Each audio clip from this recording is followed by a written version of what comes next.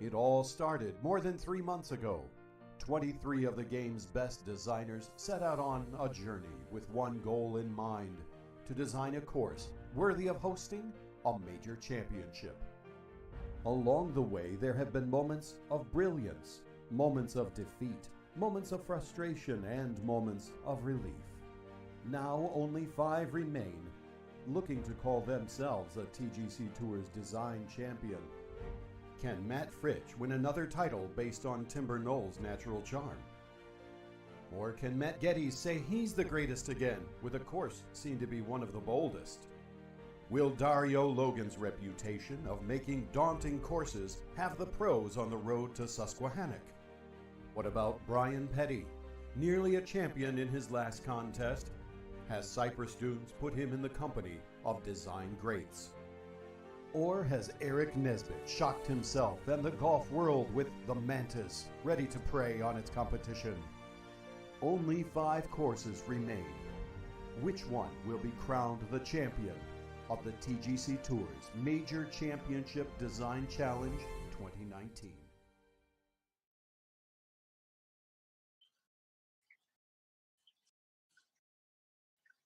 All right, guys, and a very good evening, ladies and gentlemen. I'm Jeremy Mayo, Mayday 91283. Welcome to a big night here on TGC Tours TV. It is the finale of the 2019 Major Championship Design Challenge. 5 great courses remain. Thanks to Reeb Dude for the lovely intro there. And by the end of our show this evening, one of these courses is going to be crowned champion of our contest and will be the host of TGC Tours 2019 United States Open. It's a big night. We've got a lot of fun stuff planned over the next 45 minutes to an hour or so. Want to bring in my co-host for this evening's festivities, our judging coordinator in this 2019 Major Championship Design Challenge, Dan Griffith, Piffy Dr. G. Evening, Dan, what's going on?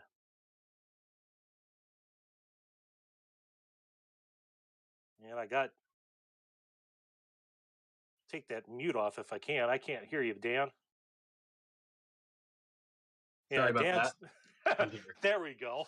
Hey, I was what's muting going it so on, I could man? listen to the intro. So anyway, this is my first time behind the scenes, so it was a great deal of fun to be involved in this. And you did a tremendous job.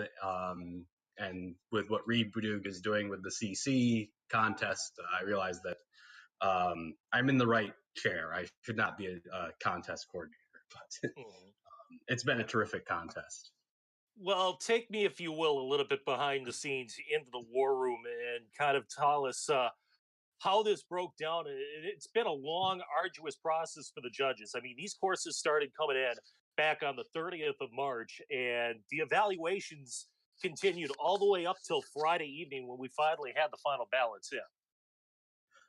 Yeah, it definitely, we took our time with this because we knew kind of the gravity of our charge here to determine the course that's going to host the U.S. Open. And I felt that the judges really went above and beyond in terms of how thoroughly they looked at these courses. We kind of said, all right, for the once we get it down to 10, then you'll want to play a few more rounds. But I mean, pretty much from the word go, our judges were playing multiple rounds on pretty much every course they were assigned, and even ones they weren't assigned. They really got to know these courses really well, and I felt like each judge had a pretty intimate knowledge of, especially of the contender courses. You can see the courses played. We've got the slideshow going on in the background right now. You can see our leaderboard. It is going to be updated later on tonight as we start to reveal our final 5. But you can see the courses that finished 6th through 11th. The courses that didn't make the cut, little asterisk to Monongahela, as it was. It is going to be the first, and there it pops up right on the screen. Monongahela going to be the first host of the U.S. Open qualifying events, which get underway tomorrow here on TGC Tours. We're going to have more information for those who want to play in the U.S. Open, how they can go about doing that later on the show. But Dan, as we kind of look through, and I I don't really want to use the term also ran, because I think we got 23 excellent, excellent courses out of this contest. But you look at some of those guys outside of the top five. I mean, who kind of stood out and surprised you? Well, I think Dylan Bronson with Empire Pines. I know he didn't make the top 10, but I thought he had a terrific contest debut with Empire Pines. I did too. Yeah. I'd also probably give a shout out to Tanaka Khan with Sapphire Valley. Just I was when I was sending him the judging feedback, which, by the way, if you were in this contest and you still want to look at what the judges said about your course, then let me know. Right. But anyway, I was telling him that like it was less than a year ago that like he was asking for feedback on one of his first courses from me and a number of you other guys too, and just like the strides he's made in less than in just 6 to 8 months in the designer is was really something. So. Well, I'll take that a step further. You look, I mean, there were a couple of guys who took part in the rookie contest late last fall. TK was one of them. Ryan J. McConnell, who finishes just outside our top five with Hoopo River, he's another one of them.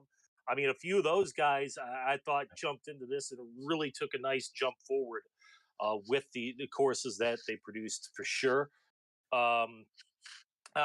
There's another one right there going in front of our screen right now. Todd Father, Curtis Cockrell with Macquarie Shores just outside the top five. I mean, a lot of really great and tour-worthy courses. Before we get into the top five, again, I kind of want to go through the judges' minds here, because I thought, I mean, at the end of the day, there was one question we asked the judges to consider above all else. And the bottom line question was, is this course, insert name of course here, worthy of hosting the U.S. Open? Why or why not? And obviously, a big part of that was the difficulty level. And I really thought it's a really fine line trying to strike that perfect balance of really tough and testing these PGA guys without crossing the line. And I have a feeling it's different for you could take the 10 judges we have and they'd all give you 10 different answers. How do you think they went about assessing where that line was and which courses pushed that envelope just right? Sure. I think that most of the courses that did well in the contest, they kind of hit on that well. It was one of, essentially, we added an extra category to the criteria that are part of sort of the standard rubric. Excuse me. Drink. Okay. And we included a category called challenging course setup, where we wanted the judges to take the 4 round conditions that the designer selected. Do they work well with this course? Do they present a challenge that again, doesn't cross over this so-called line? And we kind of wanted the judges to think about how is the challenge? Is it a challenge that's actually is it one that you want to go back and see if you can do better the next time, or are you just glad the round's over when you putt out on 18, right? I think that's another way that I thought about it when I was playing these courses. I think at least maybe subconsciously I felt like a lot of the judges probably felt the same way. All right. So, I mean, there was a lot that went behind the scenes into this. And I'll tell you right now, guys, the voting was extremely, extremely tight.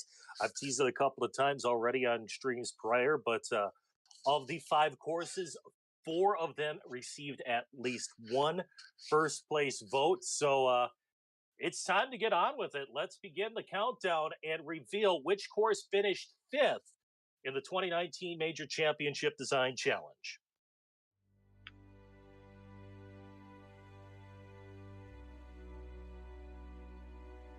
And there we have it, coming up on the screen right now. Timber Knoll Tournament by Matt Fritsch.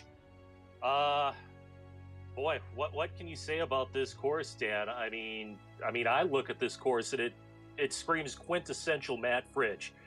It's super clean. The sight lines are perfect.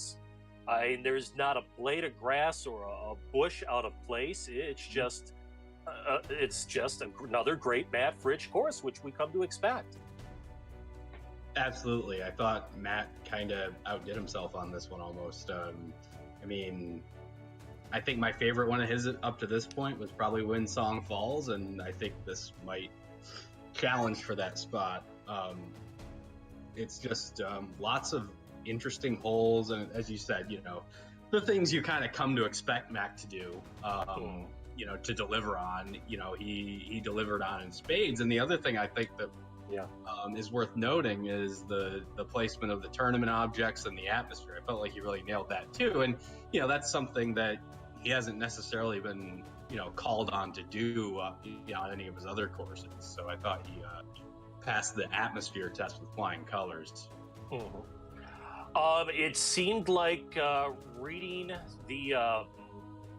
some of the judges' comments, if there was anything that hurt this course a little bit. I don't even want to say hurt, because I mean, by gosh, I mean, if you got into the top 5 of this contest, I mean, you've produced an absolutely great track.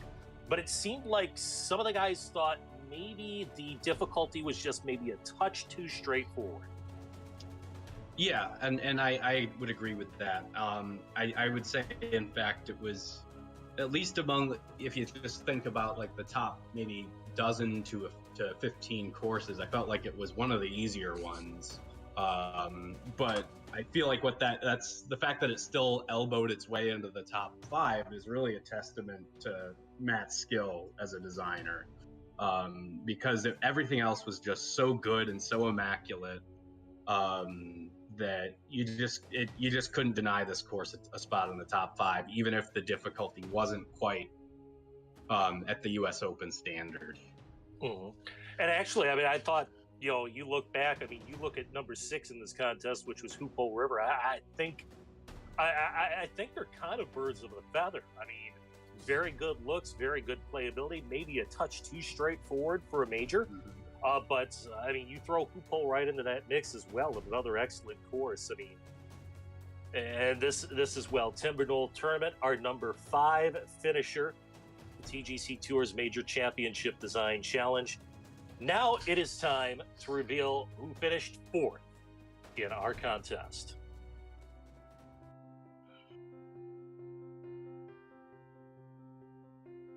And our 4th place finisher is the Mantis by Eric Nesbitt. A strong showing out of him, Victory Lane Sports. What immediately drew me to this course right away, I just kind of that, I mean, I heard someone on my stream last night mention Atlantic Athletic Club, which I see, but really kind of that Pinehurst Augusta hybrid vibe. It's just a really neat atmosphere. Absolutely. I thought the environment was just immaculate. It felt a lot like, I don't know, like if Augusta, for some, you know, God forbid, you know, just you know, had some act of God wipe it out. Yeah, I feel like the 2050 Masters would be played at the Mantis. That's what it felt like, you know. Right. I thought the tournament atmosphere there was among the best in the contest in terms of, you know, really designing for the objective in terms of being able to test a PGA level player. I thought 18 might have been my favorite par 5 in the contest. I thought that was a terrific finishing hole. Let you finish with an eagle or a birdie, but you could also make a 7. Nini, I wanted to mention this in the chat because he says that rock wall, and I agree. You go back to 1. When you look at the flyovers, that rock wall leading up to that green, that is just sneaky good.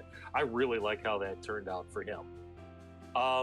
I think, though, and I think this was pointed out in the threads, you look at the drawback, and I think Eric called it right from the start, right when I did my first playthrough it. And similar to Hoophole, similar to Timber Knoll, maybe a fuzz too straightforward?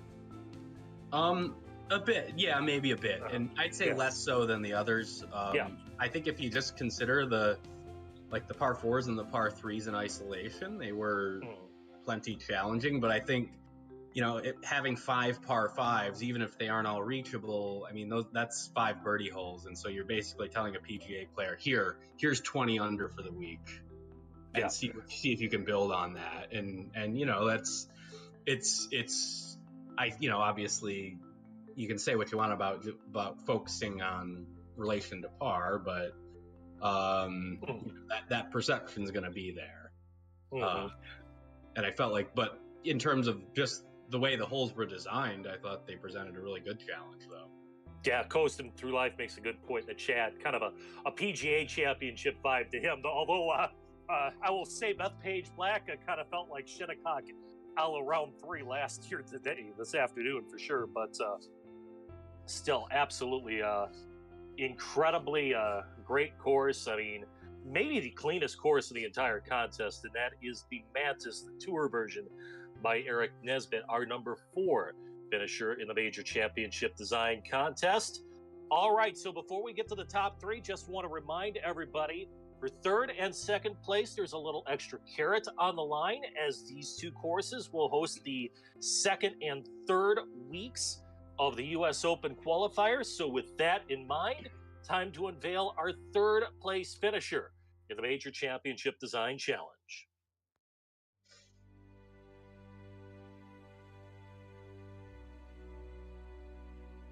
And it is Osay Country Club by Matt Geddes. And I said this when I did my playthrough. I really had to chuckle here down on this course a couple of times because, for full disclosure, for those who didn't know, myself, Matt Fritsch, Matt Geddes, we did the collab on California Tour Club.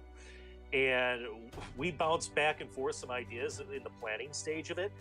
And I think it was Matt Stay Puft who's like, wouldn't it be cool if we had like a 700-yard par 5? And I'm like, okay, hold my beer. And I go to start working on the 11th hole there at California Tour Club. And then we've got a long downhill par 3 that follows it, that plays about 250. And I'm like, what if we move these tees all the way back, stretch this sucker out to 300? It didn't quite make the final version, but then we get on the back nine here. I think, what was it, 16 it was? Yeah, because it was right before the drivable par 4 17. You've got like a 280-yard par 3, and I'm like, yes, man. So I just had to chuckle on that. Yeah. And I think if you could sum up Osay in one word, it's bold. Yeah, absolutely. And I think that's kind of become a Stay Puft trademark with his last several publishes, I would say. Yeah, ironically, he's got a work in progress right now, and he posted on the forums yesterday. It's a step course, something that's set in the year 3019. His working title is AD, and it's a step, but inner city kind of Sweetens Cove mashup, and it looks really sick, and I can't wait for it to come out. I think maybe what I liked here too, a lot of the ground game, I like this. One of the drawbacks, though, there were a ton of 500-plus yard par 4s on this course. A couple of them with forced carries, and I think that's probably what held it back a little bit. Just almost a little too excessive with the length. Yeah, I think that's part of it. I think, especially when you compare them with some of the conditions, I think round 2 had very high winds, if I'm not mistaken. I recall 13 is sort of a 500-yard par 4. Yeah. Where maybe it's 510, but where you've got that split level fairway and you can try and make that carry, but if the wind is into you at all, even just a little bit, you essentially have to hit 2 wood off the tee on a 510-yard par 4 that's into the wind. So that kind of created a little bit of playability issues that the judges, I think, docked it for a little. Well, and I think you talk about the wind, and I can't remember if it was round 2 or round 3 that was very high, but there were judges saying that on the 10th hole they were hitting driver to wood. I did. I was one of them. Yeah. I was in short grass the whole time. It was one of the proudest 4s I've ever made. But yeah, so there is Osei Country Club. This will be next week's event, U.S. Open qualifier. Again, this week, beginning tomorrow, is Monongahela qualified event number 1. Osei will host the second week of U.S. Open qualified. So with that, let's head back into the studio here. You see the leaderboard now with only the top 2 courses left. Overall, Dan, what do you think? Courses 5, 4, and 3. What are your reactions? So I thought the judges did a good job of ordering these. I mean, it's just one of those things where all 5 of these courses were just so good. It kind of like when it's like, all right, let's see who got number 5. I'm like, oh, do we really have to break the news to Matt? Yeah. But I think one thing I'll say about Osei that I think made it stand out in this contest, and why I think it's a very deserving number 3, is that the way Matt managed to blend fun and challenge together. Like you got to golf your ball to break par on that course, but it's just like all the shots he presents you with for you to try. It's just a lot of fun. It's not. It never feels like a slog. Well, maybe round 2 with the very high winds, but you feel like you can make a birdie, and then you don't when you try and bite off too much. It really did a good job of kind of goading me into playing aggressively, and that's why I'm excited that I'll get to play it in the qualifier. Because I'm not going to qualify for the U.S. Open, but at least I can play in the qualifier. Yeah. Alrighty, guys. So are you ready to see who wins? Well, too bad we're not going to do that just yet. Before we get to our final 2, we've got this is something that's been done in some contests past, and something Dan and I wanted to bring back. We've got some special hardware to hand out. We sat down, we thought of some special awards, some kind of novelty, some a little more serious, and here's some of our honorable mentions, some of our special awards. 2019 Major Championship Design Challenge. And the first one we'll bring up is the Best Design Feature Award. This goes to Cypress Dunes and Brian Petty. I just look at the Cypress there. I mean, and what he did. I mean, Dan, he took the step theme and turned it on its ear. I mean, that's just remarkable. Yeah.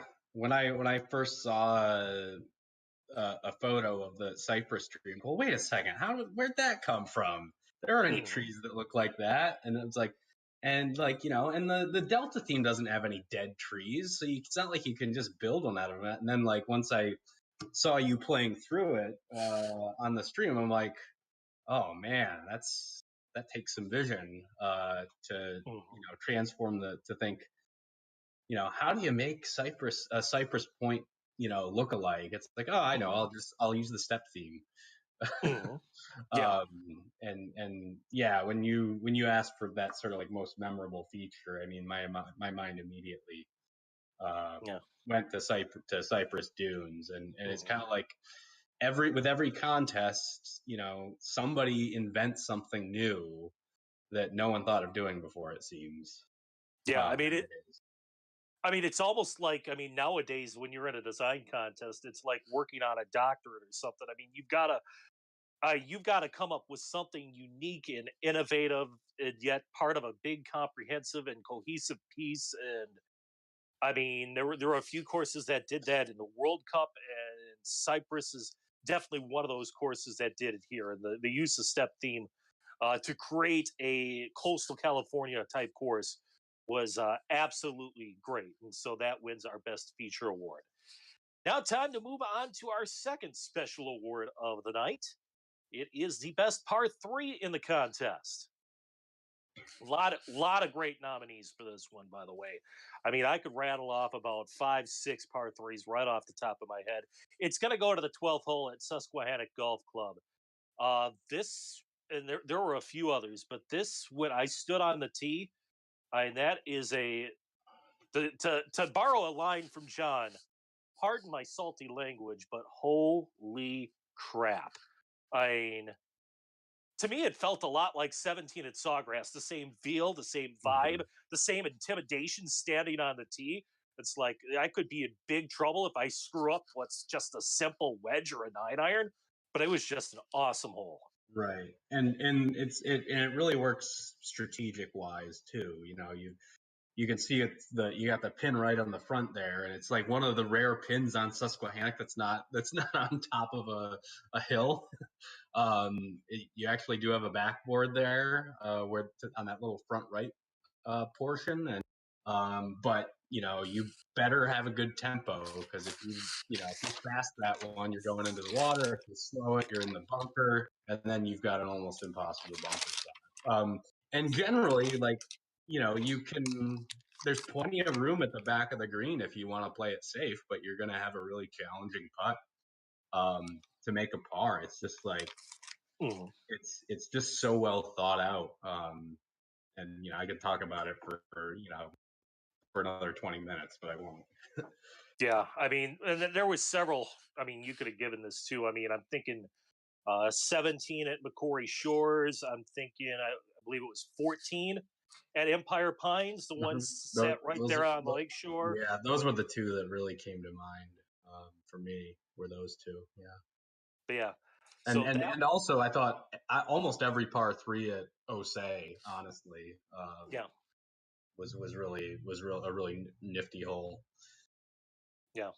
So that's our best par three of the contest. Now, time to move on to our rookie of the contest. Again, the way we set this up, we had pretty much an experienced field, but we had some rookie alternates. And the best of those finishers was Adam Godfrey, Digital Bunny. He finishes 10th with the Lone Red Maple. He was the best of our alternates. Dylan Bronson was in that category. Thomas Hudson O'Haycat was in that category. Vlad Mert was in that category as well. And I thought they all had great showings, but Lone Red Maple is the one that places best amongst the rookies. Yeah, and he definitely took some gambles that may not have paid off with the judges, but the theme was really neat, and I thought a lot of the planning worked really good. So, I've enjoyed a lot of other Adam's other courses as well. He's a really talented designer. And it's one of those things like, yeah, he's a rookie, but technically, yeah. Well, I wouldn't be surprised if I lose to him in a contest. Right. I've actually started referring to Adam Godfrey as Arctic Fury Jr. because his style reminds me a lot of Arctic Fury and how he can create such an immersive environment, and I thought he did that here on Lone Red Maple. So, all right, those were kind of the serious awards. Time to get to some more of our novelty awards, and it begins with the Mashed Potatoes Award. Best use of a gallery grandstand feature, and it goes to the 9th hole at Osay Country Club. Dan, I see this hole, and it screams 16th at Scottsdale to me. I'm waiting for someone, as soon as I hit my tee shot, to start yelling, "Get in the hole!" It'd probably be severely overserved like a Bethpage crowd on a Sunday.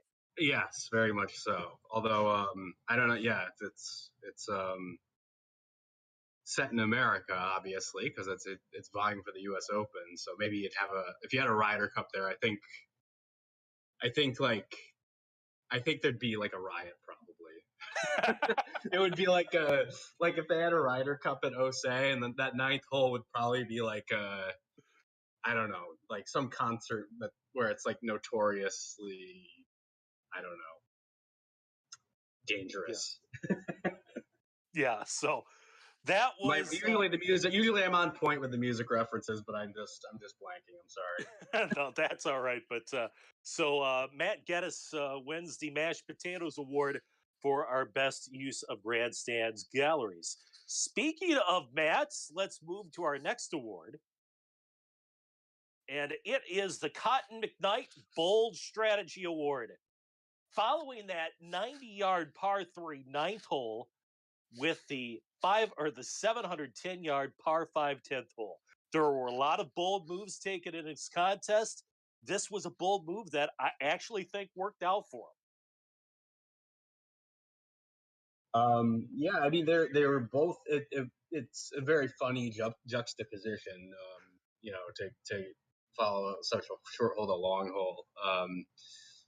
It kind of reminds me. Obviously I'm just jumping to courses I have familiarity with, but Los Angeles Country Club, right. The 14th and the 15th. The 14th is like 620, and the 15th is like 120. So this just kind of took it to its logical extreme. Yeah. I to be honest, I don't know if I was the biggest fan of the 10th hole. I thought the 9th worked really well. The 10th just kind of felt like it was into the wind so much that I was just kind of island hopping. And then I had the same third shot into the green every day. So, I mean, I think if that hole were like maybe 50 to 80 yards shorter, it'd probably be even better, to be honest. But it was such a bold juxtaposition. Exactly. I mean, I literally laughed out loud in the playthrough when I come off that little short knocker at 9, and all of a sudden I see this 700-yard behemoth on the 10th hole. I'm like, what the frick? But it was that's the thing. It's like when you see that, it's just like only stay puffed. Yeah. So that is the Cotton McKnight Boldest Strategy Award. This contest all about hosting the U.S. Open. Obviously, there are going to be some patriotic touches. So we move now over to the Cloyd Rivers Murica Award. And it had to go to Americana. When you put the freaking U.S. flag, not once, but twice in flower beds, and some of the flower beds that kind of looked like bunting and festoons. And no other course screamed Murica like Americana. Yeah, it's a very nice looking flag. Usually I'm usually one to kind of roll my eyes at the highly orchestrated plantings and what have you, but I thought Todd pulled that off pretty well. And I know we'd also talked a bit about Vlad's U.S. Open flower beds at Big Pine Valley as well. That was off the side of the third hole, and he wrote out U.S. Open in flowers on the side of that hole, and I thought that was extremely well done as well. But I mean that was one of those. I mean, I had to use that photo as the screenshot for Americana because I mean that photo just associated with that course so well, and it just screamed U.S. Open. So good job for Todd Driver planting that flower bed and giving us the Murica Award. Speaking of planting, time for our next award, and this is the Bob Ross Happy Trees Award. Goes to the best overall planted course, and this had to go to Fritch, didn't it? It just had to.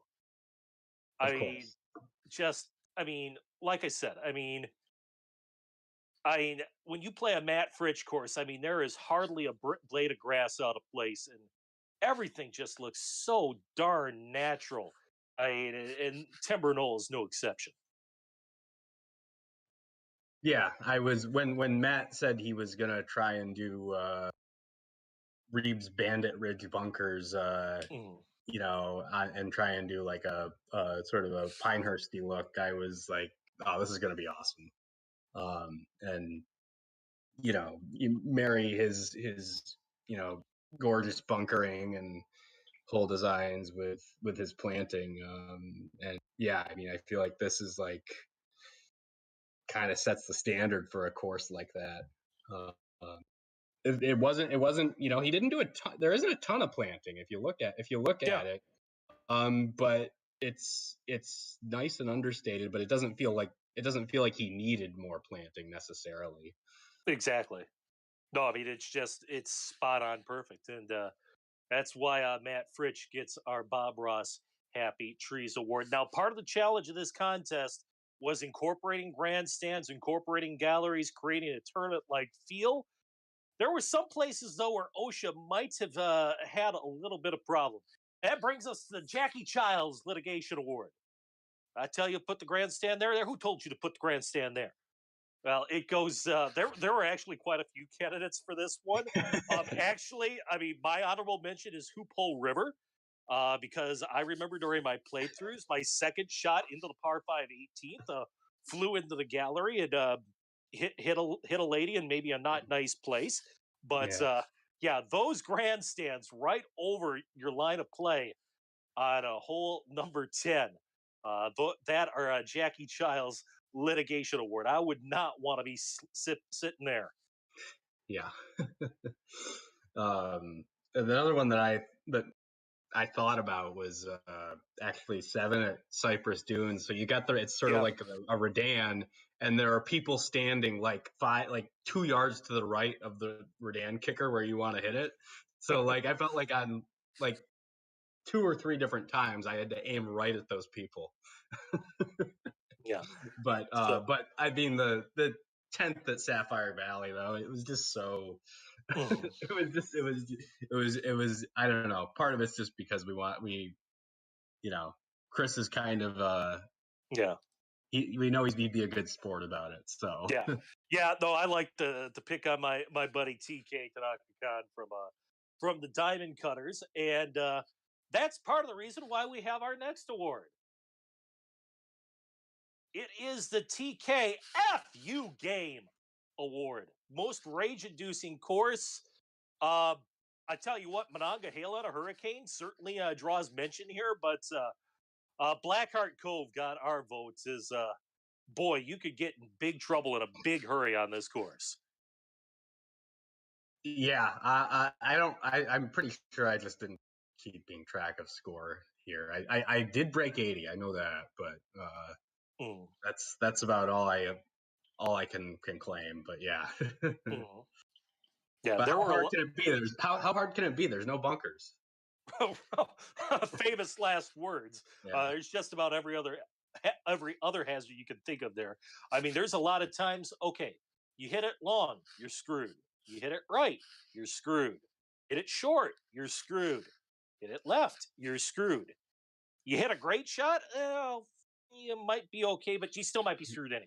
So this was the TKFU Game Award for the most rage-inducing course. One more special award to give out, and that goes to the best clubhouse of the competition. We call it the Victor Lane Engineering Award. There's it had to go to Eric, didn't it? Did it not have to go to Eric? Oh yeah, Eric is the Pablo Picasso of clubhouse. No denying that. Yeah, but nobody could build a clubhouse like Eric Nesbitt. You like the cars in the parking lots. I didn't check to see if there are any goats in said cars. It wouldn't surprise me. But no, I mean, just that clubhouse scene. You've got the waterfalls coming in. I mean, it's elegant but understated, and yeah, it's the Victor Lane Engineering Award for our best constructed clubhouse. That at the Mantis by Eric Nesbitt. So those are special awards for tonight, ladies and gentlemen. Let's bring it back into the studios as we get set here. Boy, it's funny to think. I mean, we started this contest back on the very 1st of February.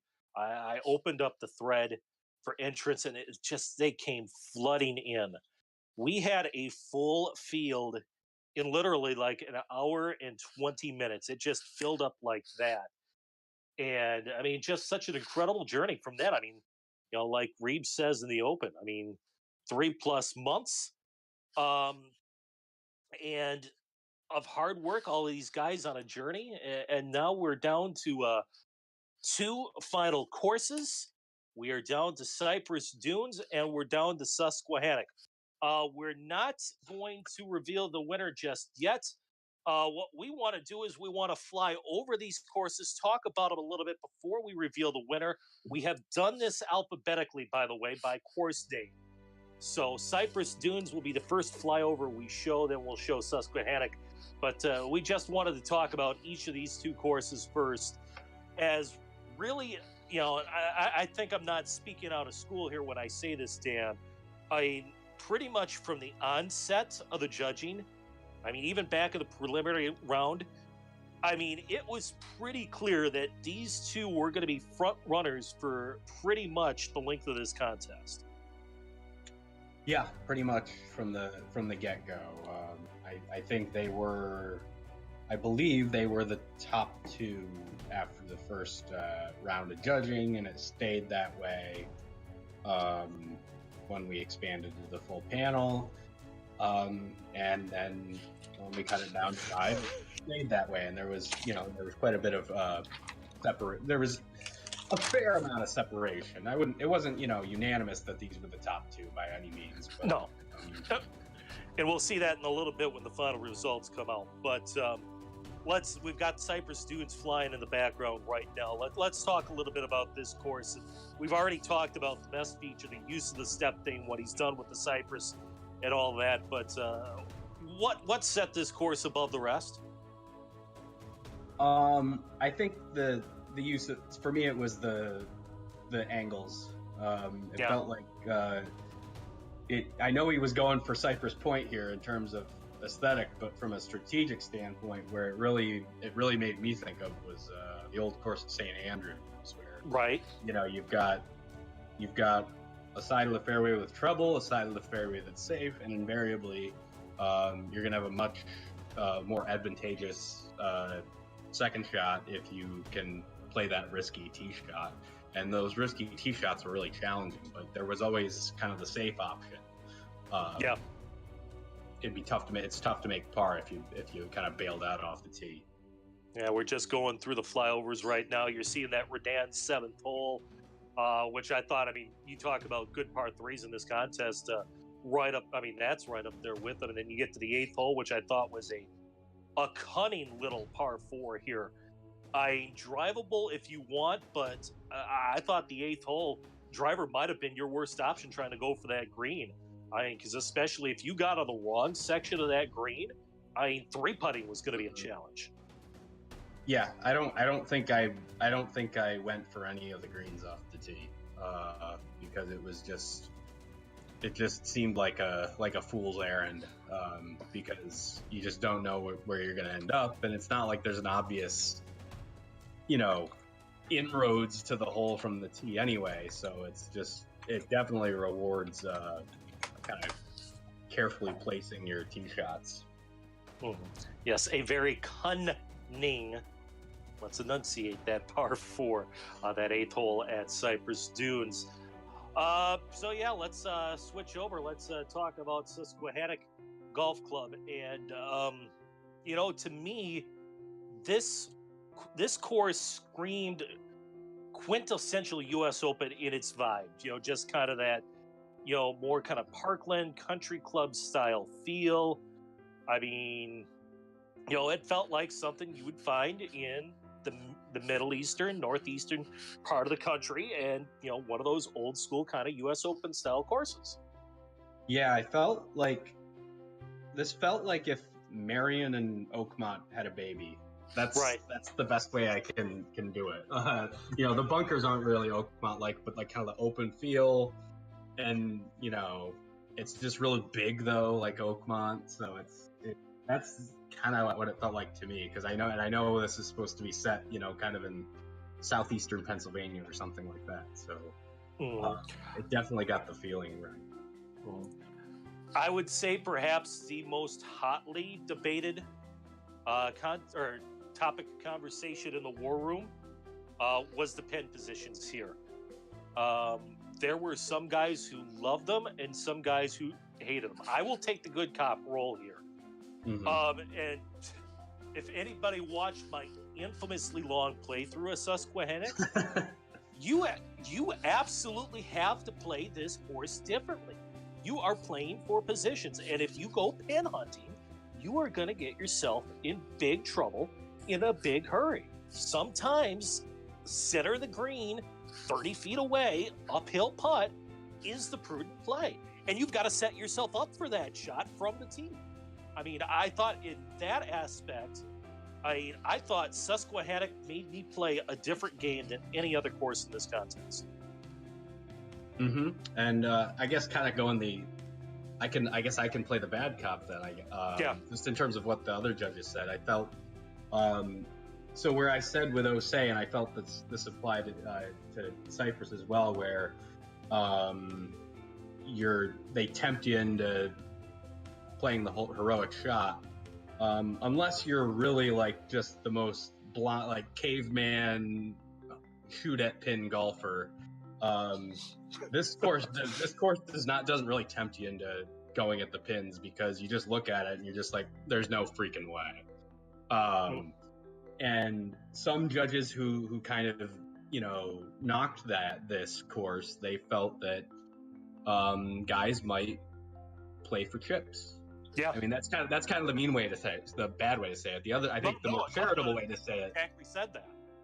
The more charitable way to say it is probably, you gotta study the green, know the right place to miss it, and play accordingly, which I think is more or less what you were saying.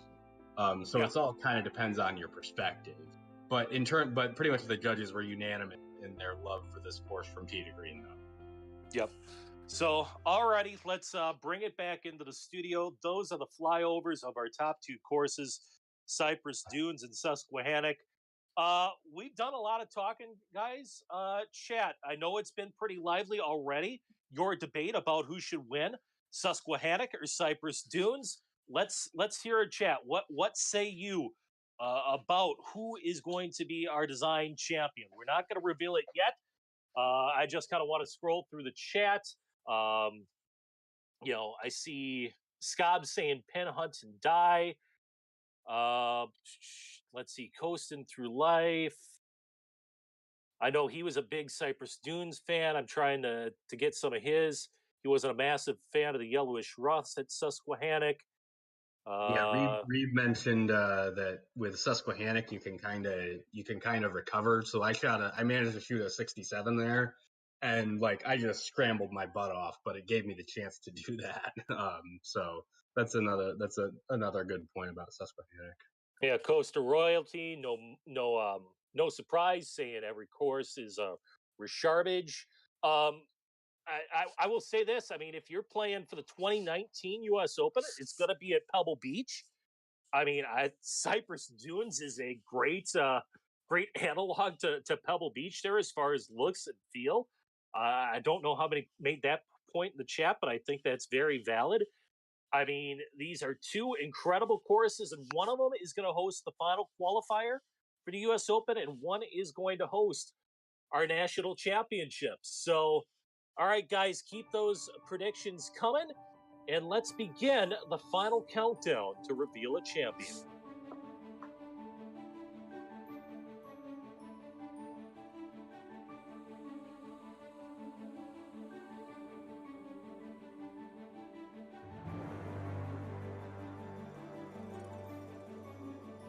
Waiting in intense anticipation.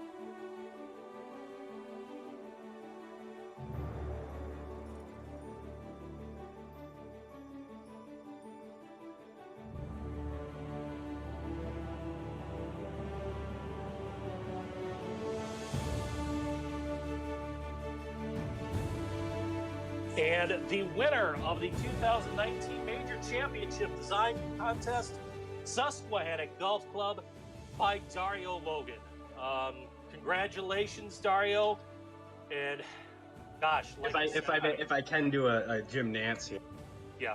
The 2019 U.S. Open will be Logan's run. That was very well played, man.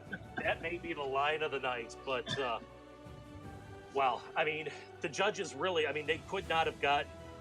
There wasn't a bad decision to be had here. And, Susquehannock wins it. Let's go ahead. Let's break down the voting. because this was insanely tight, guys. First, we're going to show you. First off, everybody, 10 judges, all of them were given a ballot, rank them 5, 4, 3, 2, and 1. And as you can see, Cypress Dunes actually got more first place votes than Susquehannock. It got 4 first place votes. Susquehannock got 3. Osage got 2. Mantis got 1 first place vote out of our panel of 10 judges. If we move to the second slide here to kind of show how the voting broke down, you'll see where Susquehannock kind of nudged ahead because Cypress Dunes had 4 number 1 votes, but on the other 6 ballots, Susquehannock rated ahead of Cypress Dunes, and Susquehannock first, second, and third place votes across the board. No other course could say that.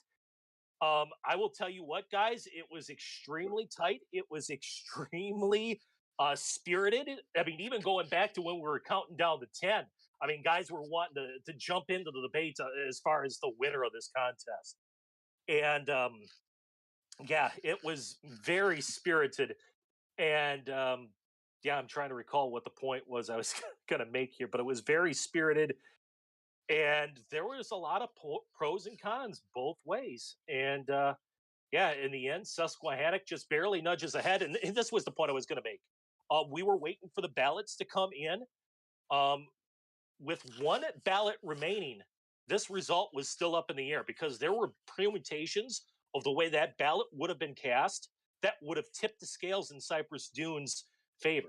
And again, what we did, we tossed out each course's highest and lowest score. So these are based off of 8 votes. And there was a way if I think if the final ballot would have come in with Cypress Dunes at 1 or with it at number 2 and Susquehannock lower than 3rd, it would have flipped the script the other way. That's just how close it was between these 2 courses, guys. So there we have it. Let's take a look again back at the winner, Susquehannock Golf Club. We were hoping to get the winner live on air tonight. That's not going to happen. I know Dario's in the chat. I saw him post a little while ago. Want to congratulate him. Would love to hear his thoughts, especially at some point about this course, about you know, some of the decisions he made as far as the pin positions here, the inspiration, and kind of how he went about making this course. Because, like I said, it was absolutely spectacular. It made me play a total different brand of golf, and I'm going to be really, really interested to read that PGA thread come U.S. Open time, because I have a feeling, as spirited as the debate was in the war room with the judges, it's going to be even more so in the PGA thread. Absolutely. Scott just hit it. It's a New York Times bestseller, that PGA thread come U.S. Open week. Yeah, right. But yeah, some judges were, you know, during our deliberations, were kind of musing about what the PGA threads would look like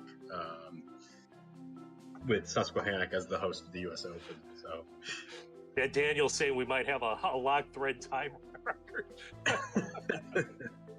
Yeah. But yeah, so there we have it, guys. Susquehannock Golf Club, the champion of the 2019 Major Championship Design Contest. Got a lot of people that we need to thank. First off, let's go ahead and show everybody the guys who are working behind the scenes throughout this contest. You got myself as the contest coordinator. Pithy was our judging coordinator. Here is our panel of 10 very esteemed judges, in which you've got Reeb and you've got Violin Guy, 2 guys along with myself who were Final Four guys in the World Cup. You've got one of your PGA Tour schedulers and Dale Berger in there. You've got Ola, who's a former CC design champ. You've got a CC scheduler in there. You've got your Euro scheduler in there. I mean, it was a star-studded and a highly qualified list of judges. And I tell you what, they brought it in that war room. There were some strong opinions. There were some great opinions. And it was great debate pretty much throughout the duration of this contest. And all the judges, and I will say this, having sat in that judge's chair, I will say it once and I'll say it again. That is extremely difficult work, guys. These guys, I mean, they had to play, courses up to 4 times, playing through all the rounds. I mean, these guys easily put in. You think of how long it takes to make one of these courses for a design contest? It's easily as much time of that you sink into judging one of these contests, breaking everything down to the nth detail. It is tough work, and kudos, my congratulations and round of applause to the judges for an excellent job in this contest. So, yeah, with that, go ahead, Dan. Sorry, yeah, I thought they did a terrific job, and it's as you said, you end up playing a lot of rounds, and I can only imagine how many reams of notes you end up creating when you judge. But yeah, but I think it is, everyone really took it seriously, and that didn't necessarily. They definitely put in more than the bare minimum for sure, and but it's an important service to the community. We have these 4 contests every year, and then we also have things like the Dream Team competition happening at the same time. So if somebody who's running the contest asks you to be a judge, for one thing, that means they think very highly of your knowledge of the designer, and strongly consider saying yes. It's because these contests can't happen if we don't have judges to review the courses. So that's my public service announcement. Yeah, absolutely. And I know they're already looking for judges for the CC and the rookie contests that are coming up. So speaking of, though, U.S. Open coming up, so want to get to these details. You know where it's going to be. Now, here is how you get to play in the U.S. Open. All PGA Tour members are automatically entered into the field. They're automatically qualified for the U.S. Open. For everybody else, beginning tomorrow, week 29 on the PGA Tour schedule, go to the special events society in game, the TGC Tour special events, and you'll get to play the U.S. Open qualifier.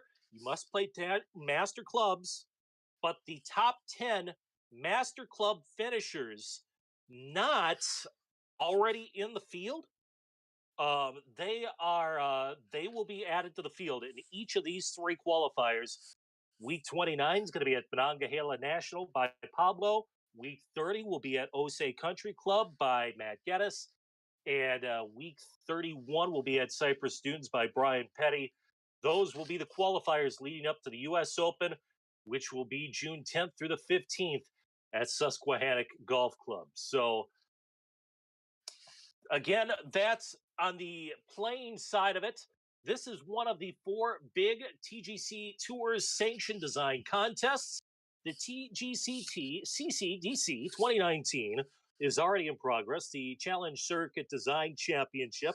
We have a field of 30 contestants that we're working toward a July 1st through 15th window. If you're looking to play some contest courses, trust me, these will be a lot more tame than what you just had in the major contest.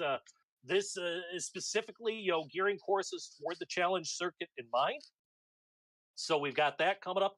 The next contest is for the newbies, the TGC Rookie Design Challenge. That runs August 1st to the October 15th.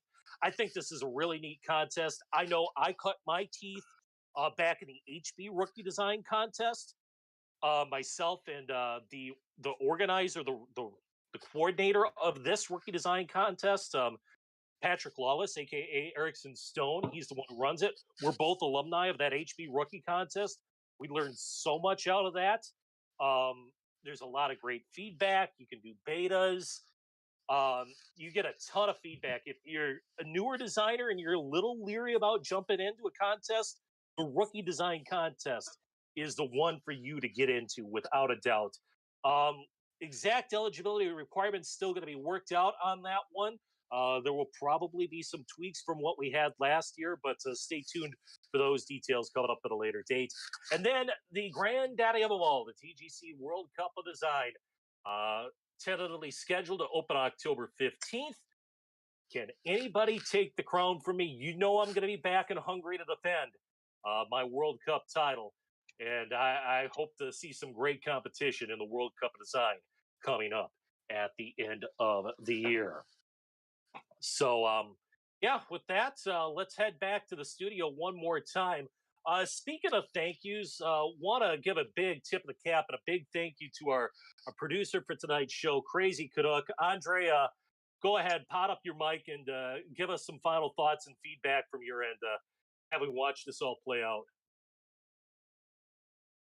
Yeah. A very good show. That was a lot of fun. You guys did great. I mean, yeah, well deserving winner there. Susquehanna. I mean, any 5 of these courses could have won. So, awesome job to designers. Again, huge thank you to you guys for putting this contest on. It was A+ all the way. So it was just nice to sit back and watch this all unfold. So good job, guys. Yeah. I'll say, and I mean, it was absolutely my pleasure, Andre. And really, I mean, like I said, I mean, this was my first time really running one of these things. There is a lot of stuff behind the scenes, but it was so incredibly, totally worth it. Because, like I said, I mean, I've been in that design chair, I've been in that judging chair. I mean, just I know all the hard work, the blood, sweat, and tears these guys put into it, and I mean, I think that needs to be repaid on the administration side of it. And I just hope we gave you guys the publicity, the props that you guys deserve for sticking your neck out there. It's not easy to enter one of these contests. I hope we gave you the plays and the experience and the notoriety that these courses deserve, because these courses ultimately are the star of the show without a doubt. And Dan, an excellent job on your end as the judging coordinator. It was quite the task, but I know you had a lot of fun too. Yeah, absolutely. And it's kind of, I don't know, it feels like sometimes it feels like the job I was born to do, because it's like, yeah, I just keep, I've been in my everyday life, I just am keeping spreadsheets with grades in them. So this is kind of just like, you know, I felt like I was in my wheelhouse. But yeah, I thought you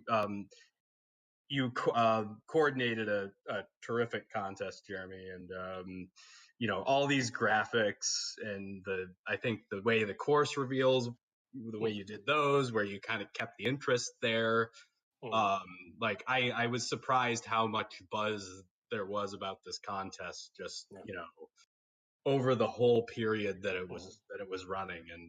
And I think, you know, I think the way you laid it out had a lot to do with that. So kudos to you.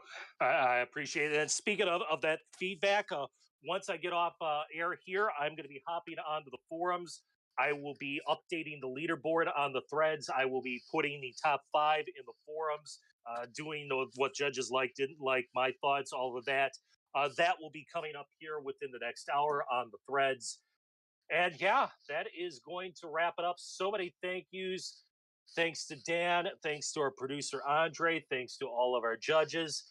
Thanks to all the contestants. Thanks to TGCTours. And most importantly, thanks to all of you out there playing, watching, enjoying our game. If you're a PGA member, have a lot of fun in a couple of weeks when we play the U.S. Open. If you're trying to get the Susquehanna, enjoy 3 great courses that we'll have for you in the qualifiers. So for everyone at TGCTours, for my co-host Dan Griffith and our producer Andre Quenneville, I'm Jeremy Mail. Have a very good evening. Stick around for the ending credits. We've got one more treat for you up our sleeves. Goodbye, everybody.